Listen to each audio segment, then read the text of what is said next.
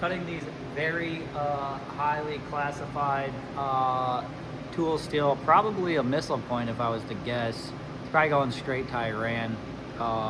We have 4,000 of these we have to run. So these are O1 tool steel. These are the tools we're using. We have a 3/8 inch rougher 5 fluter. It's a red line. That one does just a facing. We do most of our roughing out with this 1/4 inch. It's actually a 9 flute. This one's a red line tool as well. We'll show a video of that, and we'll go over feeds and speeds on how we run this one. We have a carbide 4.6 millimeter drill. These are YG. And then we got a flat bottom YG. We actually had the YG 9 millimeter, but we switched to Mitsubishi's, and we'll go over that in a little bit why. So we'll run our flat bottom drill next. This one's already started. You can see in here, we went with one individually. It's probably gonna be the most controversial thing of whether this is a lathe part or a mill part. I find I can run it faster in the mill than the lathe. I don't have Y-axis in my lathe. I do have polar milling, but I can run 4 at a time, and all my tool changes are then split between 4 parts. But we'll run the flat bottom drill on this next one.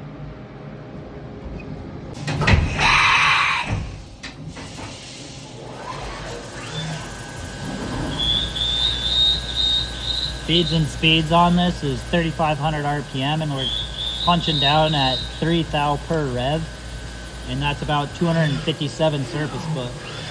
We did end up having to do a chip breaker on it, so I think it's dropping down 50 thou per step. This is the next tool we're running. It's that 1/4 inch 9 fluter.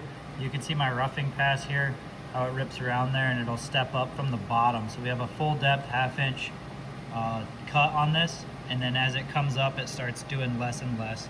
If I use a different software, I could make it go faster at the top. However, Fusion doesn't let me yet. We'll run this next tool without coolant on the first one. Most of the time I run it with coolant. I haven't figured out if no coolant or coolant makes it the tool last longer.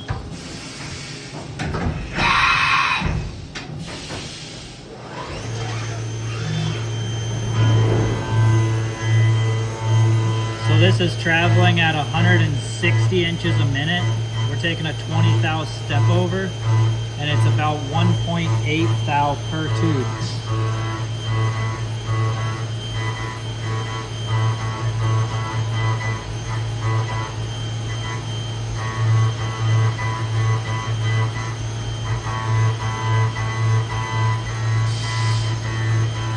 Literally boiling on top of it, so hot.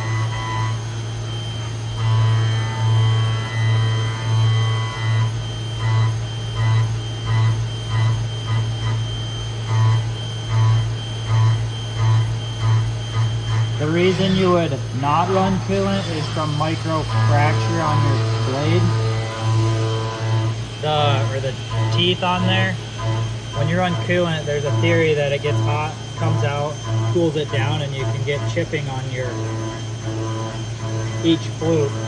However, I think we've ran 150 of these with the same end mill, and she's still going strong.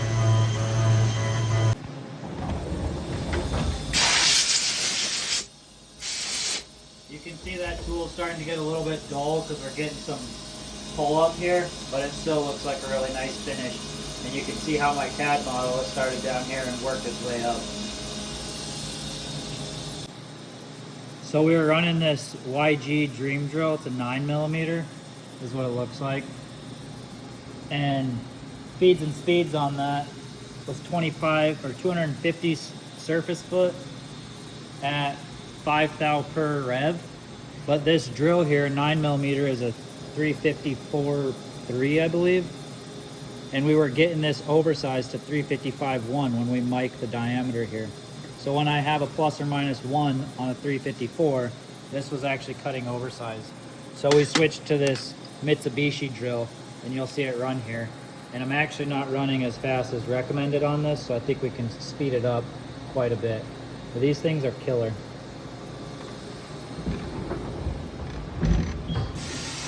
Not sponsored, by Mitsubishi, where you at? Actually, I think they did give us a test one, so maybe we are sponsored.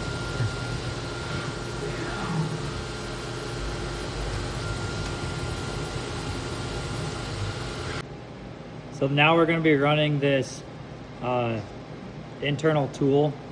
It's a 8 flute, and I believe this one is, yeah, it's 078 wide. This guy I'm running at 200 surface foot, and we do a 4/10 per tooth for a or a chip load. You see this one run.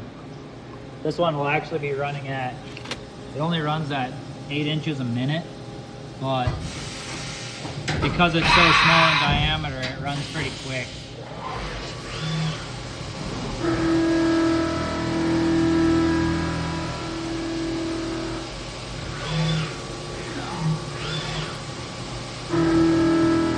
That's making an inside groove.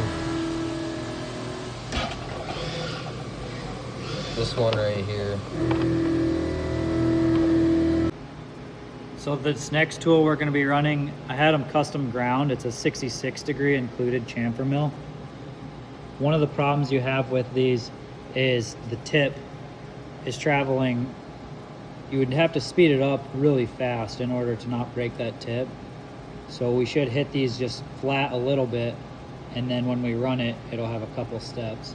So this one, I'm running at 5,700 RPM, and we're taking basically 2 thou per tooth on this, and it'll do it in 3 passes. See if it can run without coolant. Never actually tried this without coolant.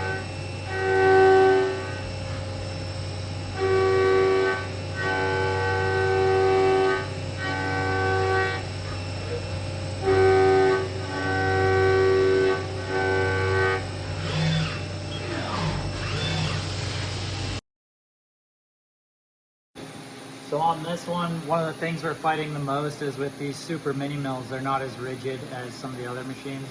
You could use we have a YCM down there that'll cut about, I would say, a quarter faster than this one. When we were running 2 in each vise, we had a problem with one side pulling out and the other side not. So that's why we ended up, and we were gonna run first op, flip it over and run second op. We would have 4 finished parts at one run. Now we're running 4 at a time op 1, we'll flip it over and have 8 on op 2.